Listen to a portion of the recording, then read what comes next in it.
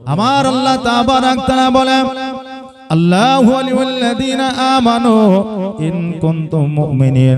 আল্লাহ বলে বান্দারে তোমরা যারা মুমিন হয়ে যাও, মুত্তাকিন হয়ে যাও, তোমরা যারা সলিহ হয়ে যাও, তাদের এই পৃথিবী পরের পৃথিবীতে কোনো বাধা বিপদ আসে না। জোরে বলেন সুবহানাল্লাহ। আমার আল্লাহ তাবারাক তাআলা যারা নৈকট্য লাভ করে তারা আল্লাহর দোস্ত হয়ে যায়।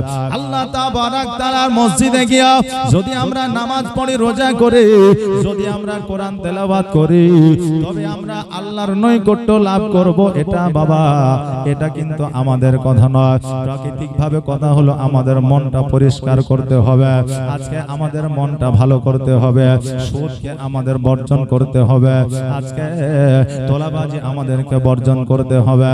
আজকে মানুষ হইয়া মানুষের প্রতি ঘৃণা, মানুষকে হইয়া মানুষকে আমরা অনীহার চোখে দেখি, সব চাইতে বড় কথা এইটা আমাদেরকে দূর করতে হবে, তবে আমরা মুমিনতা অর্জন করব। জোরে বলেন সুবহানাল্লাহ। আমি মানুষ হইয়া জন্ম লইয়া মানুষের করিলাম কি, আমি নবী না চিনিলাম কি ভুল করিলাম, নবী না চিনিলাম কি ভুল করিলাম, ঝুলিতে ভরিলাম কি, আমি মানুষ হইয়া জন্ম লইয়া মানুষের করিলাম কি। বাবা যে ভাড়া আজকে বছরের মধ্যে আমরা দুইটা দিন পাই, একটা হলো ফাতিহা ইয়াজদাহাম, একটা হলো ফাতিহা দোয়াজদাহাম।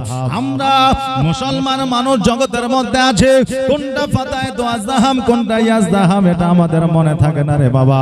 আজকে যে আমরা এটা পেয়েছি এটা হলো ফাতিহা ইয়াজদাহাম। আমার বড় পীর আব্দুল কাদের জিলানীকে উপলক্ষ করে আজকে আমরা মাহফিলটা সাজিয়েছে।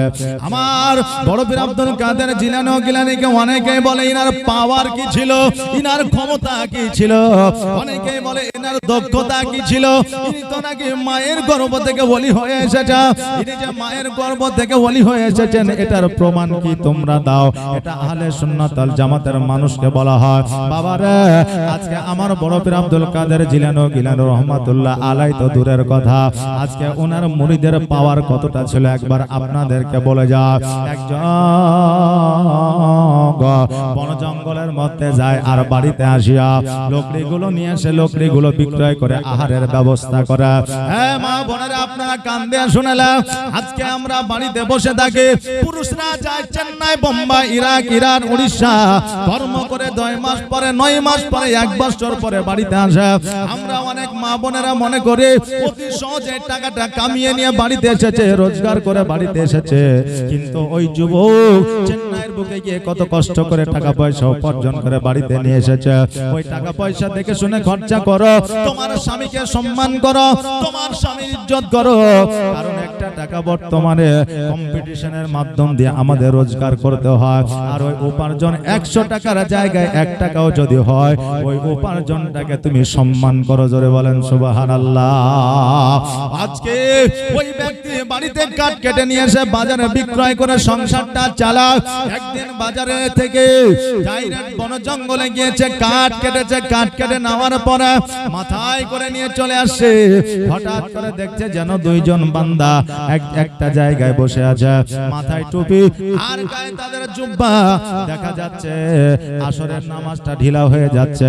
এবার ওই বান্দা চিন্তা করে আমি নামাজটা আদায় করব, তবে জামাতের সবটা বেশি, একাই পড়লে একার মতো সব পাওয়া যায়, অতএব 2টা বান্দাকে যদি পাওয়া যায় আমি নামাজটা আদায় করব।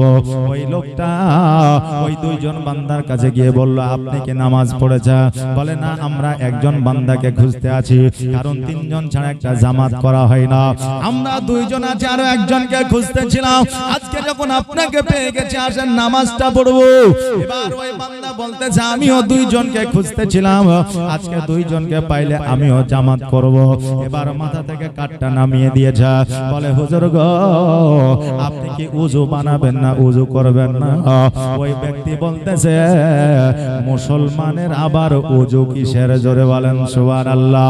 কারণ মুসলমানেরা কখনো নাপাক থাকে না, মুসলমানেরা কখনো আপনার নাপাক অবস্থায় চলাফেরা করে না, মুসলমানেরা কখনো মিথ্যা কথা বলে না। আজকে মিডিয়ার যুগে দেখবে সত্য কথা যখন আপনি বলতে যাবে, আজকে যখন কোনো অন্যায় জায়গায় প্রতিবাদ করতে যাবে, আজকে যখন কত জায়গায় ন্যায় কথা বলবে, তখন বলবে এই লোকটা হলো দালাল, তখন বলবে এই লোকটা হলো মুসলমান, তখন বলবে এই লোকটা হলো টুপিওয়ালা, তখন বলবে এই লোকটা হলো দাড়িওয়ালা। কারণ সারা জাহানের বেধর্মিকরা প্রমাণ করে দিয়েছে যে মুসলমানেরা মিথ্যা কথা বলে না। জোরে বলেন সুবহানাল্লাহ। আজকে বেধর্মিকরা প্রমাণ করে দিয়েছে, কিন্তু আমার নবী উম্মতিকে শিখিয়ে দিয়েছে, রে আমার উম্মত উম্মতেরা তোমরা যদি মিথ্যা কথা বলো, মিথ্যার যদি আশ্রয় নাও, এমন একটা সময় আসবে তোমরা যতই ইবাদত বান্দেই করো না কেন, তোমাদের একটাও ইবাদত আল্লাহর দরবারে কবুল হবে না। ওই আল্লাহর বান্দা বলছে আমি মুসলমান, আমি নাপাক নয়, আমি মুসলমান, আমার ওযু আছে, অতএব ওযু অবস্থায় আমি তোমাদের নামাজ পড়াইয়া দিব। এবার চিন্তা করে আল্লাহ গো, একজন মানুষের সর্বসময় সর্বদাই যদি ওযু থাকে, অতএব এই লোকটা কোনোদিন আপনার মূর্খ হতে পারে না, অতএব এই লোকটা কখনো কোনোদিন আপনার বেধর্মিক হতে পারে না, এই লোকটা কোনোদিনের তরে এই লোকটা বেনামাজি হতে পারে না। অতএব আল্লাহ এই লোকটাকে দেখে তো মনে হয় না, কারণ হইল তার মাথায় বড় বড় চুল আছে, একদিনও পর্যন্ত চুলটা আপনার সিঁথি মারেনি, একদিনও পর্যন্ত চুলের মধ্যে আপনার কি বলে তেল দেয় না, একটা দিনের জন্য পোশাকটা প্রেস করে না, আয়রন করে না, এই পোশাকে এত ময়লা দেখে মনে হচ্ছে পোশাকটা বহু বছর ধরে পরিষ্কার করে না। অতএব নিজে পবিত্র আছে এটা কেমন করে বলতে পারে? একজন মুসলমান নাপাক থাকে না, একজন মুসলমান অপবিত্র থাকে না, এই কথা যখন বলেছে আমার দৃঢ় বিশ্বাস এই লোকটা মুমিন, মুমিন, মুমিন, তার মধ্যে কোনো সন্দেহ না। বলে হুজুর আপনি ইমামতিটা করা, বলে আমি ইমামতি কেমন করে করব? তোমরা ইমামতিটা করো, কারণ সময় বেশি না, আসরের ওয়াক্ত পার হয়ে গেলে মাগরিবের ওয়াক্ত চলে আসবে। আর যদি আমি নামাজ পড়াতে যাই, আমার দিল, আমার অন্তর, আমার মন যতক্ষণ না ভরবে ততক্ষণ পর্যন্ত 4 রাকাত নামাজ কমপ্লিট হবে না। অতএব তোমরা যদি যাও দ্রুত ভাবে নামাজটা তোমাদের কমপ্লিট হবে, কারণ আমার আল্লাহ তাবারাক তাআলা বলেছে ইয়া আইয়ুহাল্লাযীনা আমানুস্তাঈনু বিস-সাবরি ওয়াস-সালাহ ইন্নাল্লাহা মা'আস-সাবিরিন। তোমরা নামাজের মধ্যে ধৈর্য অবলম্বন করো, নামাজের মধ্যে যারা ধৈর্য অবলম্বন করে আমি আল্লাহ তাদের সঙ্গী হয়ে যায়। জোরে বলেন সুবহানাল্লাহ। আর আজকে বর্তমানে আমরা কোরআনের হাফেজ শুনেছি, কিন্তু এখন নামাজেরও হাফেজ পাওয়া যায়। এভাবে যে পাওয়া যায় না, নামাজের হাফেজ পাওয়া যায়। চলে গেল মসজিদে, যাওয়ার পরে দেখছে জামাতের এখনো 2 মিনিট সময় আছে, ও বললেন আপনার বসে গিয়ে ওযু বানাইতেই আছে। কেউ বলে টাইম না রে, তাড়াতাড়ি কর, বলে এখনো 2 মিনিট সময়। চিন্তা করি না মৌলবী সূরা শেষ হওয়ার আগে আমি জামাত ধরে নিব। জি, এবারও ওযু করে যেতে দেখা যায় ইমাম সাহেব রুকু সিজদায় চলে গেছে। 4 রাকাত ফরজ নামাজের পরে যখন আপনার সুন্নাত আর নফল আদায় করে মৌলবী সাহেব পেছনে তাকাচ্ছে, মুসল্লি নাই। মানে কি এরা হচ্ছে নামাজের হাফেজ। ওকে যদি জিজ্ঞাসা করা হয় তুমি কি কোন সূরা পড়েছে, বলে যা পড়েছে আমি পড়েছি, তোমাকে কেন বললো? মনে ও জানেই না, কথা বুঝলেন না? মানে ও জানেই না। এই দেখলে যে কোরআনের আপনার নামাজের হাফেজরা, বুঝলেন, ও থেকে ক পর্যন্ত জানে, কিন্তু আলিফ থেকে ইয়া পর্যন্ত তারা জানে না।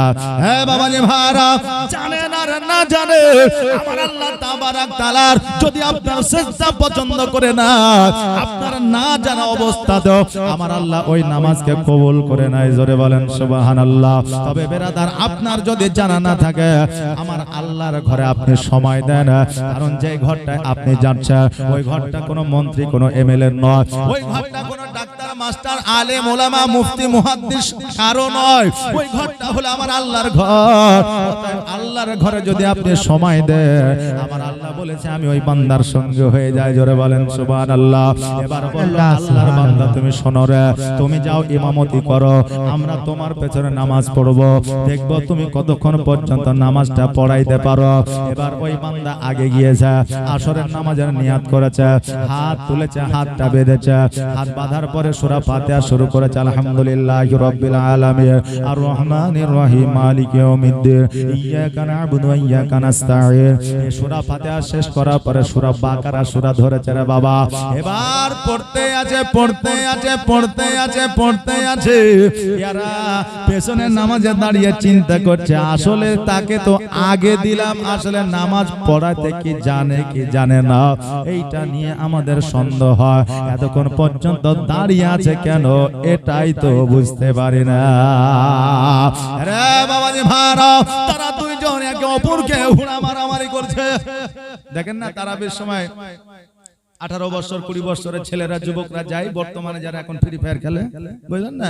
আর রমজান মাস আসলে মাথায় টুপি দিয়ে তারাবিতে যাবে, ইফতারে যাবে, যাওয়াটাই খারাপ বলছে না, কিন্তু যাওয়ার পরে বুঝলেন এর কাপড় তুলিয়ে দিও, ওকে হুড়িয়া মারা, তারপর ওর টুপি বাহির করে কোমরে গুঁজিয়ে নেওয়া, বুঝলেন না। এই যে মস্কারা গুলো হয় বেরাদার, এগুলো প্রায় মসজিদে হয়। আমি বলবো ওই যুবকদের যে এগুলো করবে না, কারণ এতে একটা সমাজ বা একটা নামাজের ব্যাঘাত ঘটে নাকি বলে। জি হ্যাঁ বাবা, ওইদিকে যাব না, একটু আসেন। আল্লাহর ওলির কারামাত কাকে বলে? আবার অনেকেই বলে আল্লাহর ওলির কারামাত কি জিনিস জীবনে দেখলাম না, বলে কি বলে না? আল্লাহর ওলি জিন্দা ওলি আছে না নাই জগতে? জিন্দা ওলি আছে। তো জিন্দা ওলি যখন আসে তখন দেখবেন কিছু ইউটিউবে আপনার ফারাজিদের ওয়াজ শুনে এখন তারা ওলি বিশ্বাস করে না। জি সুন্নি ঘরের ছেলে ওলি বিশ্বাস করে, হ্যাঁ ওলি বলতে কিছু তার কি কারামত আছে।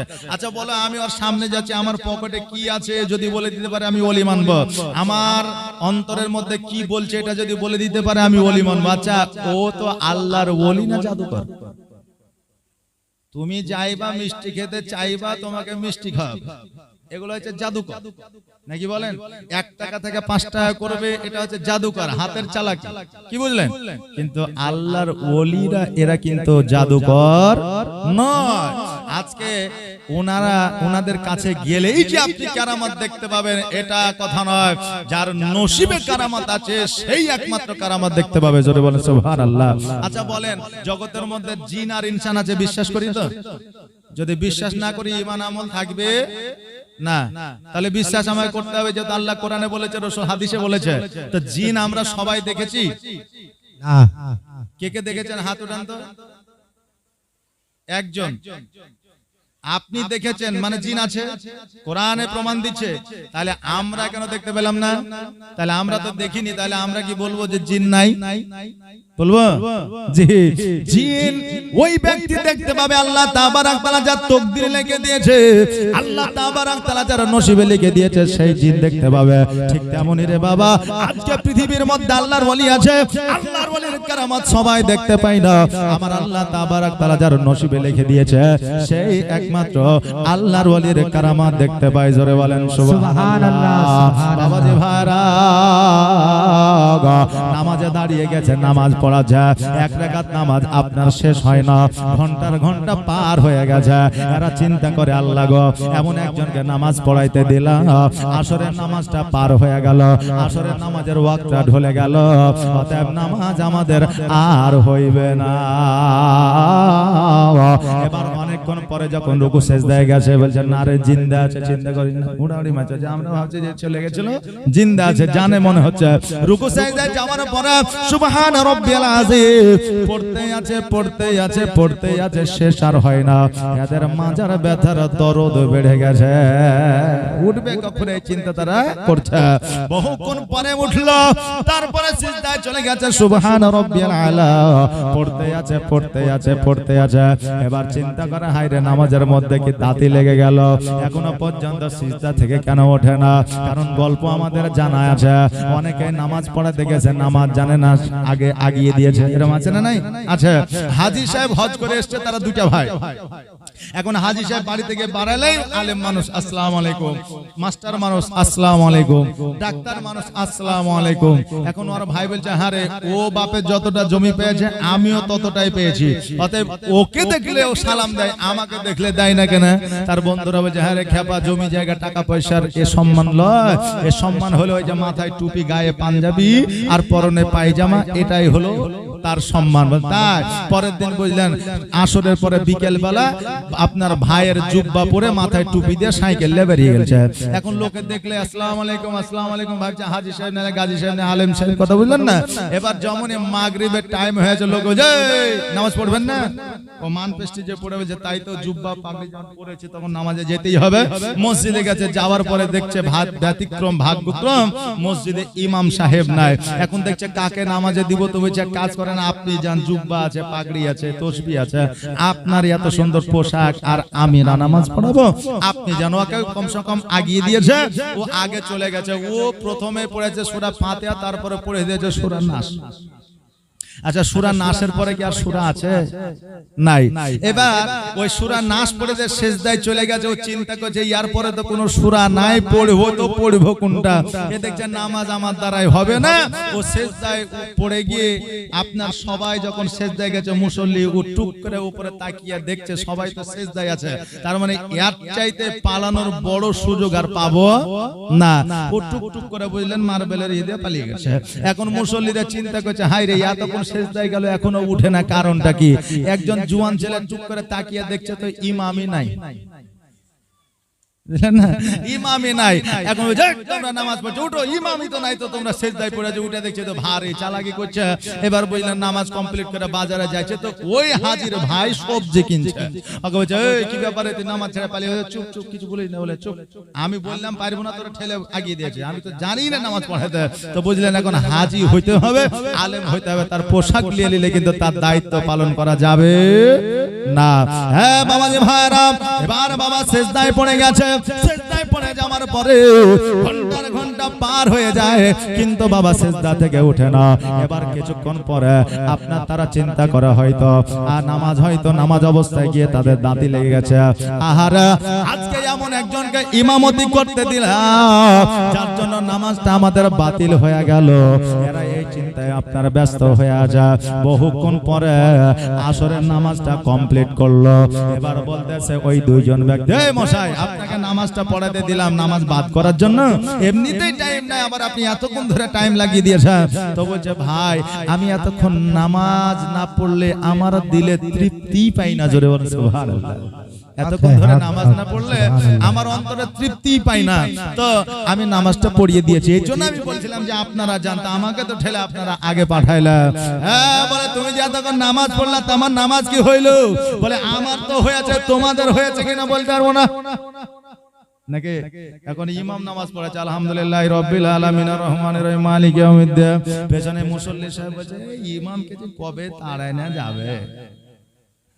পেছনে বলছে ইমামকে যে কবে, তো বহুদিন হয়ে গেল, 5 বছর 6 বছর, আজ বেতনও বাড়াইতে হলে 500 টাকা, একে তাড়াইলে হয়তো একটা কম মূল্যে পাবো। বেরাদার, সব জায়গায় এসব কম্পিটিশন চলছে, শুধু আপনার এখানে নয়, কাউকে উদ্দেশ্য করে বলছি না বেরাদার। তো এই নিয়ত যদি ইমামের পেছনে থাকে, অনলি ইমামের নামাজটা হবে, কিন্তু ওই মুসল্লির নামাজটা হবে না। আপনি যাকে দায়িত্ব দিচ্ছেন, একটা দায়িত্ব বেহাজাল ইমাম, তারই যদি আপনি জীবত করেন বা তার পেছনে যদি কথা বলেন, তাকে নিয়ে যদি সন্দেহ করেন, আপনার নামাজ হবে না। আমি একজন আলেম মাওলানা, আপনি মুফতিকে জেনে নিতে পারেন, কোনো অসুবিধা নাই। হ্যাঁ বাবাজি ভাইরা, ওই আপনার বান্দা বলছে আমার নামাজ হয়ে গেছে, তোমাদের নামাজ হয়েছে কিনা এটা আমি বলতে পারবো না। বলে আমাদের নামাজ হয় নাই, তোমার নামাজ কেমন করে হবে? কারণ আসরের সময়টা পার হয়ে গেছে, মাগরিবের সময় চলে এসেছে, এতক্ষণ পর্যন্ত আসরের ওয়াক্ত থাকবে এটা আমরা বিশ্বাস করি না। বলে একবার আকাশের দিকে তাকায় দেখো, জমিনের দিকে তাকালে তোমরা বুঝতে পারবে না। এবার ওই দুইজন বান্দা আকাশের দিকে তাকায় দেখছে, যে জায়গায় সূর্য ছিল ওই জায়গাতে সূর্য আছে, একটা আঙ্গুল পর্যন্ত হিলে নাই। জোরে বলেন সুবহানাল্লাহ। নবীর প্রেমে পাগল হইলে, নবীর প্রেমে পাগল হইলে আমার আল্লাহ তাআলা খুশি। নবীর দরুদ পড়ো দিবা নিশিয়া, ও কি নবীর প্রেমে পাগল হইলে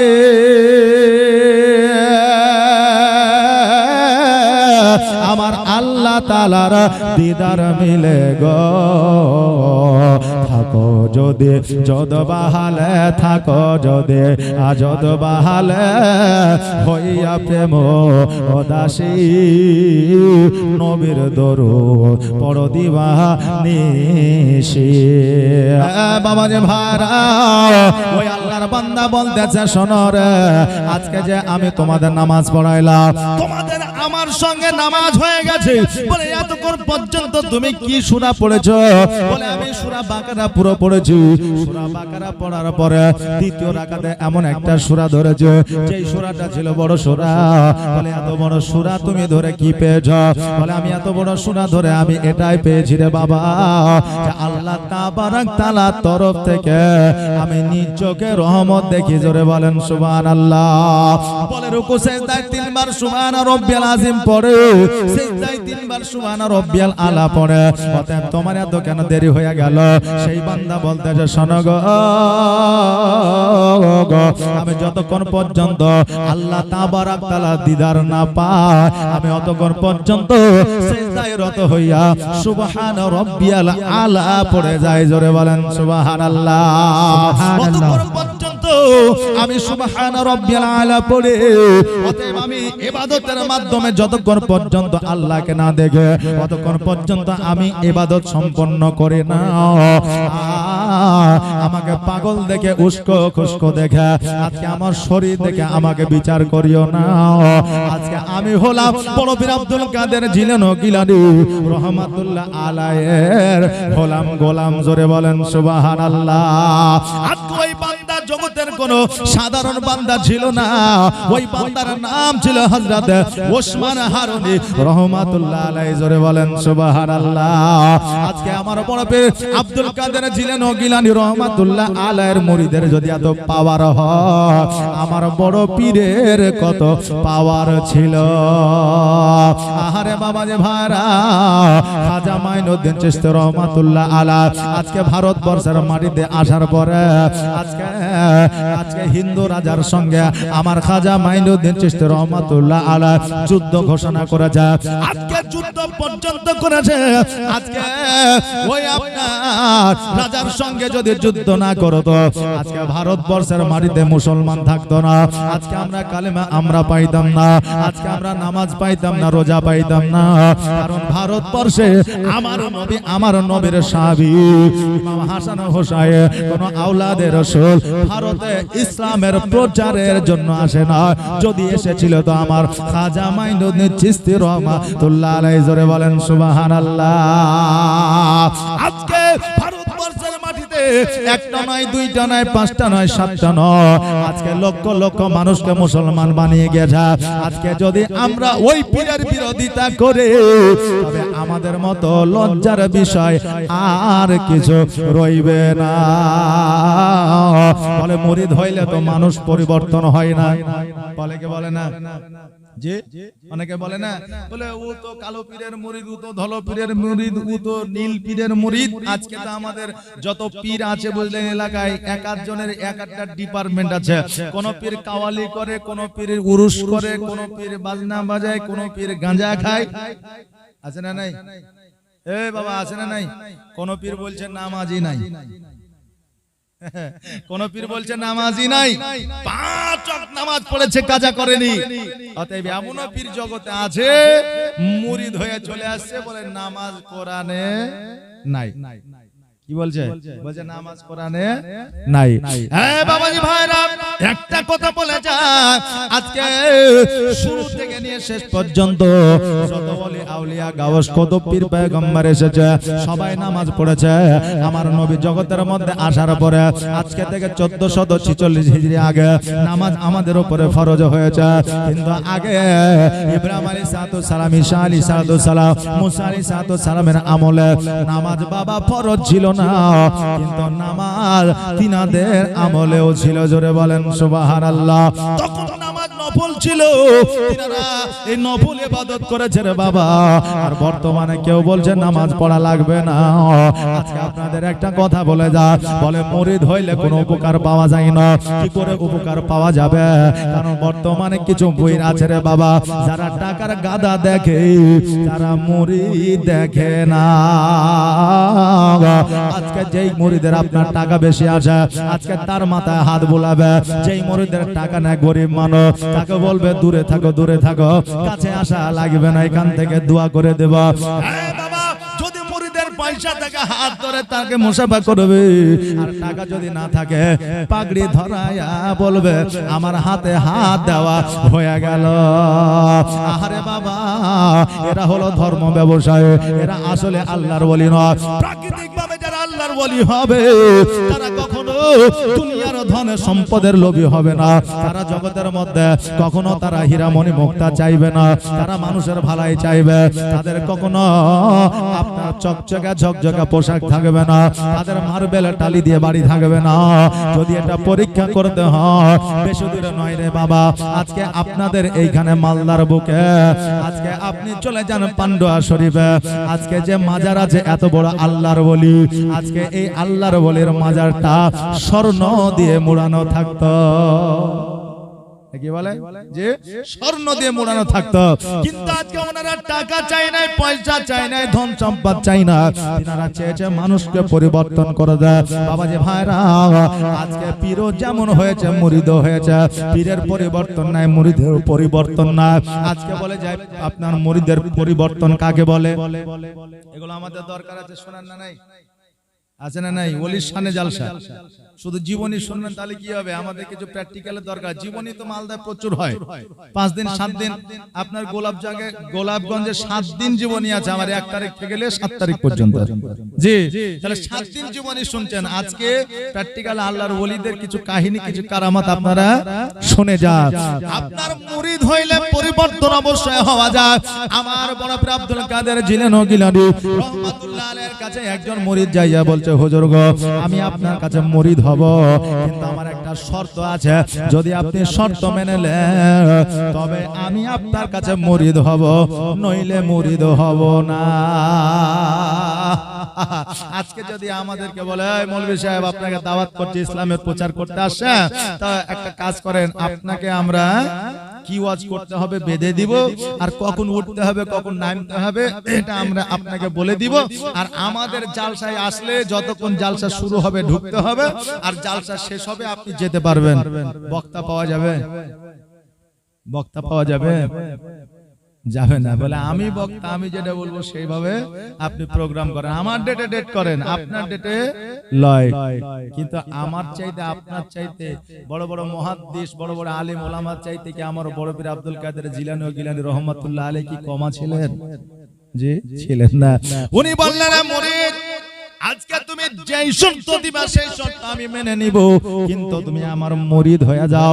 বলে হুজুর গো, আমার যে শর্ত আছে শর্ত বহুত কড়া। বলে কি শর্ত বলো? বলে হলো 1 নম্বর শর্ত হলো আমি মুরিদ হইলে নামাজ পড়তে পারবো না।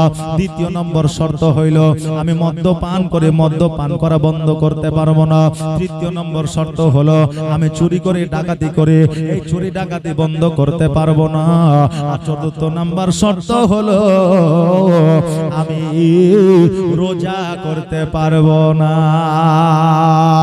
আমরা হলে বলতাম তুই দূর হয়ে যায়, ইসলামের শর্ত আর কি মানলে যে তুই মুরিদ হবে নাকি? হ্যাঁ, আমরা বললে বলতাম তুই চলে যা। কিন্তু বাবারে, আমার বড় পীর আব্দুল কাদের জিলানী গিলানী রহমাতুল্লাহ আলাইহি বললেন, শোনো রে, আজকে তুমি আমাকে 4টা শর্ত দিলা, আজকে তোমাকে আমি মুরিদ বানায় নিব, তোমার শর্তে আমি রাজি হয়ে গেলাম, কিন্তু আমার একটা শর্ত তোমাকে মানতে হবে।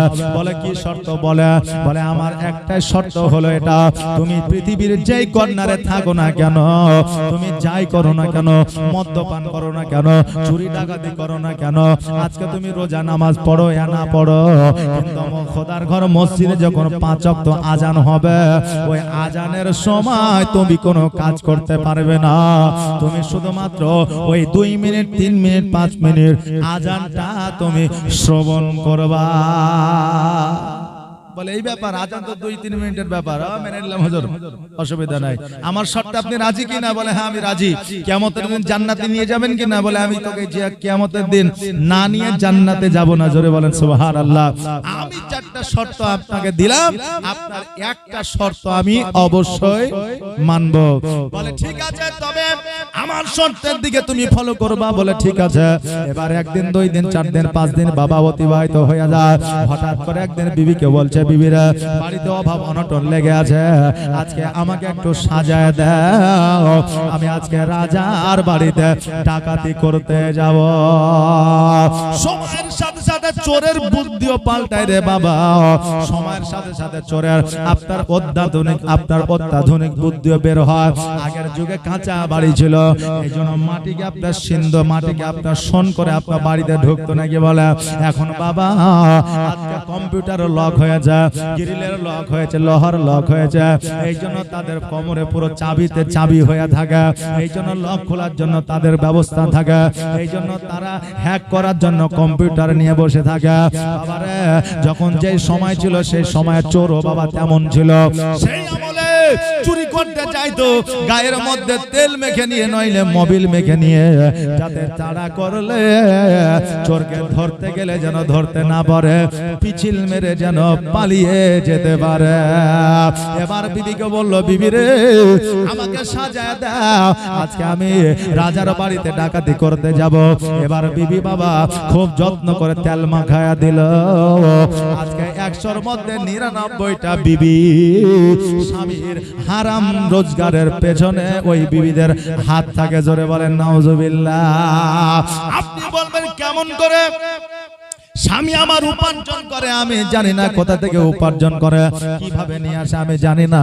আমি বলবো মারে, একজন স্বামী যখন উপার্জন করে টাকা বাড়িতে নিয়ে আসে, ওই কিসের থেকে কোথা থেকে টাকাটা আসলো তুমি জানার চেষ্টা করো না। কোন ব্যবসা করছে, সুদ খাচ্ছে না গাঁজা খাচ্ছে, নাকি সে চুরি করে নিয়ে আসছে, এটা তুমি জানার প্রয়োজন মনে করো না।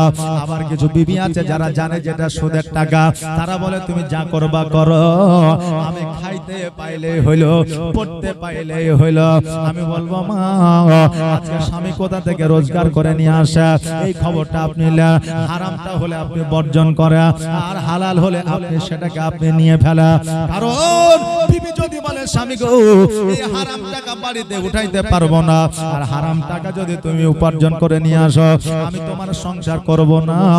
ওই স্বামী হারাম টাকার জন্য বিবি সন্তানকে হারাতে চাইবে না। বাবা যে ভাইরা আমার মায়েরা, এই জন্য অনেক বিবিরা যা জানে স্বামীরা কিভাবে উপার্জন করে। এবার স্বামীকে আপনার সুন্দর ভাবে তেল মাখায়া দিল, মধ্যরাত্রিতে রাজার বাড়িতে চলে গেল। এবার রাজার বাড়িতে যাওয়ার পরে একটা ঘরের মধ্যে প্রবেশ করেছে, যে ঘরের মধ্যে সোনা মণি মুক্তা রয়েছে। সোনা মণি মুক্তা দেখে তার মনটা খুশি হয়ে গেছে। আমি কোনটা নিবার, কোনটা ছাড়বো, কোনটা ব্যাগে ভরবার, কোনটা নিব না, এই চিন্তায় চিন্তিত হইয়া আনন্দে আনন্দিত হইয়া রাত যেন বাবা অতিবাহিত হতে আসা। কারণ মানুষ আপনার যে কাজে করুক না কেন, সময় কখনো থেমে থাকে না। সময়ের মতো চলবে রে বাবা, ওই সময়টাকে আর ফিরানো যাবে না, যতই চেষ্টা করেন না কেন। এবার একটা ব্যাগের মধ্যে সোনা মণি মুক্তা ভরে নিয়ে ওই ব্যাগটাকে ঘাড়ের মধ্যে ঝুলে নিয়েছে পুটলা করে। যেমনই বাবা দরওয়াজায় এসে আপনার পা দিয়েছে, অমনি যেন মসজিদে আজান শুরু হয়ে গেছে। আল্লাহু আকবার, আল্লাহু আকবার, আল্লাহু আকবার, আল্লাহু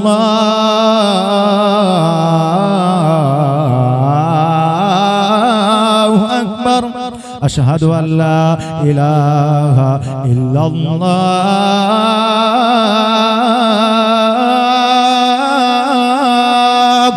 আশহাদু আল্লা ইলাহা ইল্লাল্লাহ।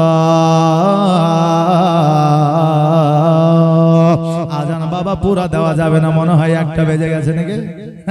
আজান বাবা পুরা দেওয়া যাবে না। অনেক বয়স্ক মানুষ ঘুমিয়ে গেছে 8টার সময় আসার পরে দেখছে আজান হয়েছে, ওইটা উজু বানিয়ে বসে থাকবে, এখনো নামাজের টাইম কেন হয়েছে না। আর সকালবেলা হইলে বলবে তোদের মৌলবীকে আজান দিতে কে বলেছে, আমার ঘুমটা হারাম হয়ে যায়। এই জন্য বাবা কথা শুনতে রাজি নাই, এই জন্য হাফ আজান দিয়ে করে দিলাম সাপ। কথা বুঝতে পারলেন? হ্যাঁ বাবাজি ভাইরা, আজান শুরু হয়ে গেছে, শর্ত আছে আজান তাকে শুনতে হবে। এবার বাবা ওই ডাকাত দাঁড়িয়ে গেছে, আজানটা শুনতে আছে, চিন্তা করে 2 মিনিটের আজান, আজানটা আমি শ্রবণ করে দৌড় দিয়ে আমি বাড়ির বাইরে চলে যাব। আমি এত সোনা নিয়েছি, সারা জীবন বসে খেতে পারবো। এবার যেমন আজানটা শেষ হয়ে যায়, অমনি বাবা একবার পেছন দিকে তাকায়া দেখছে। এবার তাকায়া দেখছে যেন রাজা প্রজা সবাই যেন যাই নামাজ নিয়ে ওই ডাকাতের পেছনে বসেছে। জোরে বলেন সুবহানাল্লাহ। এই চিন্তা করে আমার জীবন আর থাকবে না, কারণ রাজা প্রজা সবাই যাই নামাজে বসে আছে। এ বাবা থরথর করে কাঁপতে আছে ভয়ে। কে না রাজার ভয়ে কাঁপে রে বাবা, রাজার ভয়ে কাঁপতে আছে। রাজা বলছে বাবা তুমি কাঁপছো কেন? বলে হুজুর গো, আজকে আপনারা আমার পেছনে বসে আছেন যাই নামাজ নিয়ে, কারণটা কি? ওই রাজা বলল শোনো গো, আজকে মেহমানের সেবা করা হলো আমার নবীর সুন্নাত। মেহমান আমার বাড়িতে এসেছে এটা আমি জানতে পারি না। আজকে তোমাকে দাঁড়িয়ে থেকে যখন আমি ফজরের আজানের সময় দেখেছি, আমি নিয়াত করে নিয়েছি এই মেহমানের পেছনে আমি নামাজ পড়বো। আর মেহমানের পেছনে নামাজ পড়লে আমার আল্লাহ কারেন্টের মতো কবুল করে নেয়। জোরে বলেন সুবহানাল্লাহ। এ ডাকাত চিন্তা করে হায় হায়, আমি তো নামাজ তো দূরের কথা, নামাজ কেমন করে পড়ে ওটাই জানি না, নামাজের সূরা কি আমি সেটাই জানি না, আমার মধ্যে কোনো তালিম নাই, আমার মধ্যে কোনো শিক্ষা না, আমি কেমন করে নামাজ পড়াইবো? আর নামাজ যদি পড়াইতে না পারি, আজকে আমার শাস্তি হয়ে যাইবে, আজকে আমার ফাঁসি হয়ে যাইতে পারে, আজকে আমার কারাদণ্ড হয়ে যাইতে পারে, আমার উপরে মারও হতে পারে, আমার চোখ দুটাও নষ্ট হতে পারে, আমার হাতও কাটা পড়তে পারে। এই জন্য কিছু না বলিয়া চোখটাকে বন্ধ করে যেন দাঁড়িয়ে আছে। চোখ বন্ধ যেমনই করেছে রে বাবা, অমনি যেন আমার বড় পীর আব্দুল কাদের জিলানী রহমাতুল্লাহ আলাইহিকে যেন দর্শন করে। জোরে বলেন সুবহানাল্লাহ। বাবাজি ভাইরা, আমরা জানি আমাদের চোখ আছে 2টা, নাকি বলেন? কিন্তু হিসাব করে দেখেন, বিজ্ঞান বলছে, কোরআনে বলছে একটা মানুষের বাবা চোখ আছে 3টা। 2টা আছে আমাদের সামনের দিকে, আর একটা আছে অন্তরের মধ্যে। আপনি চোখ বন্ধ করলে আপনার ছেলের মুখ, বিবির মুখ, মা বাবার মুখ, বন্ধুর মুখ আপনি দেখতে পান না? পান না? চোখ বন্ধ করলেও দেখতে পাওয়া যাবে। এই বাবা আমাদের 3টা চোখ আছে, 2টা চোখ যখন বন্ধ করে নিয়েছে, অন্তরের চোখে আমার বড় পীর আব্দুল কাদের জিলানীকে দর্শন করেছে। আমার বড় পীর আব্দুল কাদের জিলানী রহমাতুল্লাহ আলাইহি বলতেছে, হে ডাকাত আসো আসো, একবার আমার সিনাতে লেগে যাও, বুকে লেগে যাও। এবার জোর করে বুকে লাগিয়ে নিয়েছে।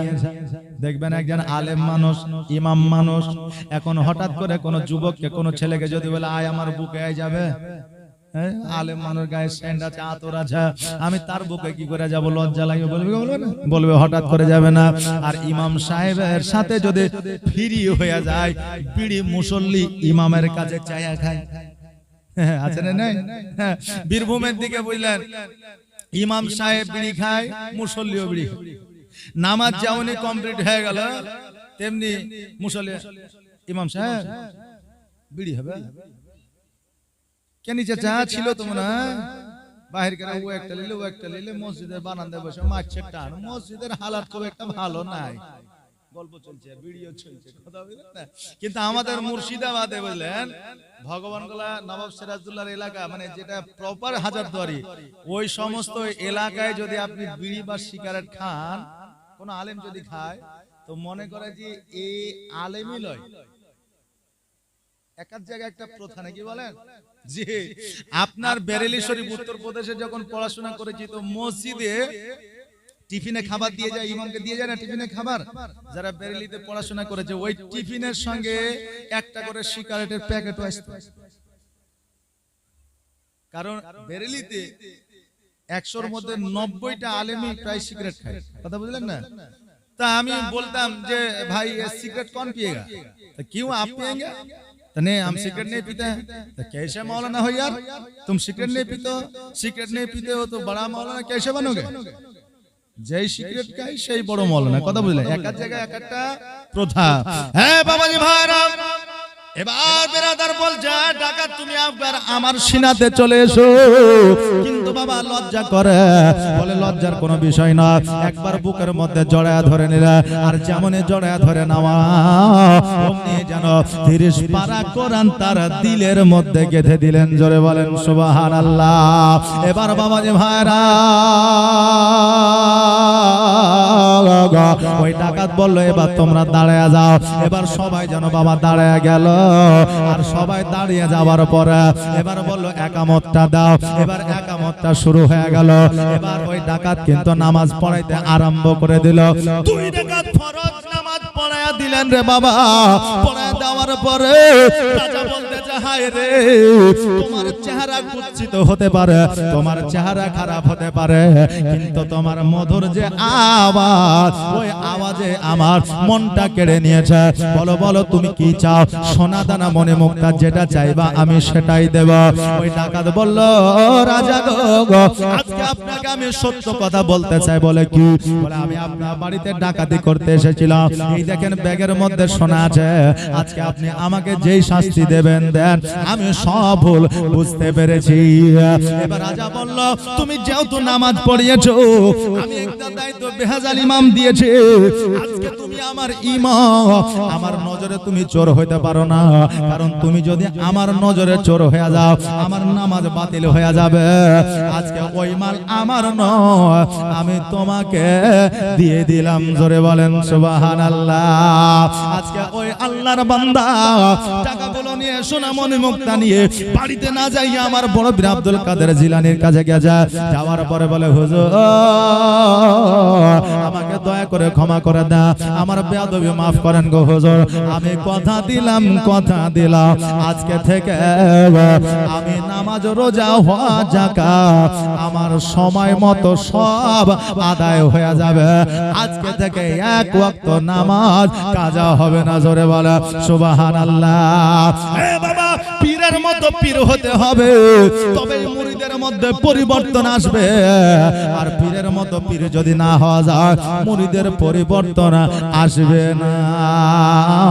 এখন হাকিম যদি ভালো না হয়, ডাক্তার যদি ভালো না হয়, আজকে ওই ডাক্তারের কাছে যদি যাওয়া হয়, ডাক্তার কিন্তু বাবা ওষুধ দিয়ে দিবে, কিন্তু ওষুধে কাজ হবে না।